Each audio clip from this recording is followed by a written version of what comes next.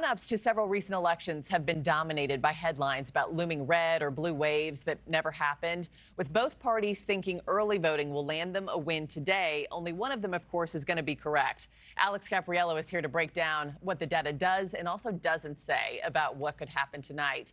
Alex, good morning to you. Is there really a hope of a red or blue wave, or is this all just a big mirage? Yeah, basically just because a candidate takes an early lead in some of these battleground states doesn't mean that that's the way it's ultimately going to pan out when the election is over. This is most often due to a phenomenon called an election mirage. So let's explain how mirages can occur in the first place. Well, first and foremost, we're taking a look at geography. In general, rural counties can count their votes quicker, and it totally makes sense, right? If we think about rural populations, smaller group sizes, which means less votes, which means it's a lot easier for those election officials to count them up. We also know rural counties tend to vote Republican, so that could play an effect here in, say, North Carolina.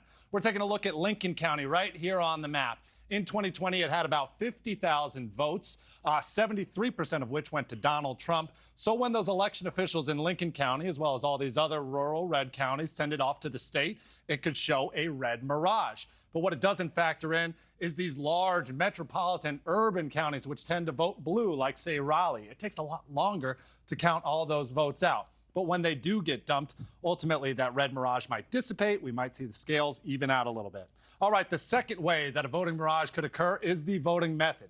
Think about all the ways that we as Americans can actually cast our vote: early, mail-in, and in-person, as well as absentee. Essentially, depending on what the state's laws are, some of these election officials can count those early votes before the polls even close. So let's take a look again at our battleground, North Carolina. In this particular state, those ballots for early voters can be prepared all the way beginning last month. The early vote counting begins 2.5 hours before the polls even close. So this is a way that a blue wave can actually show up across the state, because we know that Democrats tend to do better in early voting. But again, it doesn't factor in all those in-person election day votes that come from Republicans. So again, taking a look at our forecast map, we have 7 battleground states.